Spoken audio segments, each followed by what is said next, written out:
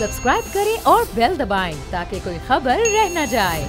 अभी 24 के जो इलेक्शन होने वाले हैं 24 जुलाई को, कराची की सूरत हाल क्या होगी यहाँ पे? क्योंकि मैंने देखा है कि लास्ट टाइम जो आपके शो पे, हमारे ही अपनी दुनिया बोल है के शो पे, अजीम हनीफ साहब ने एक प्रेडिक्शन की थी और कहा था कि पाकिस्तान तहरीक इंसाफ पंजाब में जीत जाएगी। तो मैं चाहती हूँ कि वो एक प्रेडिक्शन और करें और बताएं कि 24 जुलाई के इलेक्शन में क्या होने वाला है। तो अजीम साहब हमें ज्वाइन कर चुके हैं। अस्सलाम वालेकुम अजीम हनीफ साहब, बताइएगा क्या कहेंगे आप, अगली प्रेडिक्शन क्या है आपके कराची के ज़िमनी इलेक्शन के बारे में?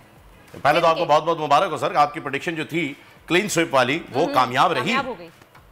दावत होनी चाहिए इसके ऊपर। जी थैंक यू, बहुत शुक्रिया।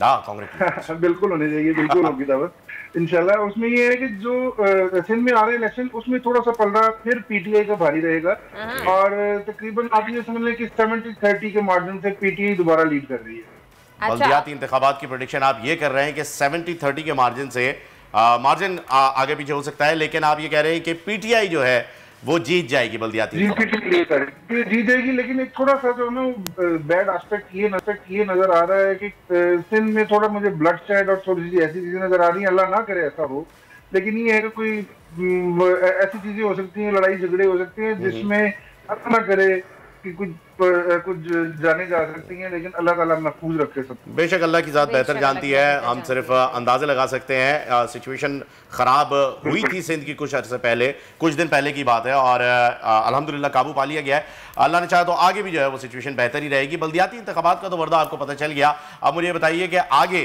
क्या जानना चाह रही हैं? क्या पाकिस्तान की टीम ये टेस्ट मैच जीत पाएगी? यकीनन ये सवाल आपका होगा वर्दा। अगला सवाल आप कर चुके हैं तो अजीम साहब जवाब भी दे दीजिए इसका, मैं तो फिर आगे अगला सवाल एक और ही करूंगी।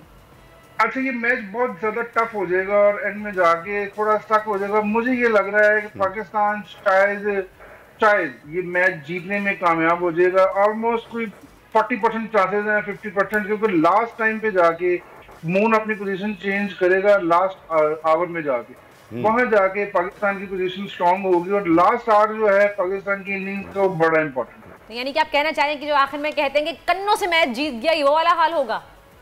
बिल्कुल ऐसे अगर हुआ तो बहुत टाइट मैच होगा। अगर हुआ तो अच्छा, मैच हो गया। ये मून जो अपनी पोजीशन चेंज करेगा, अजीम साहब मैच तो दिन में हो रहा है।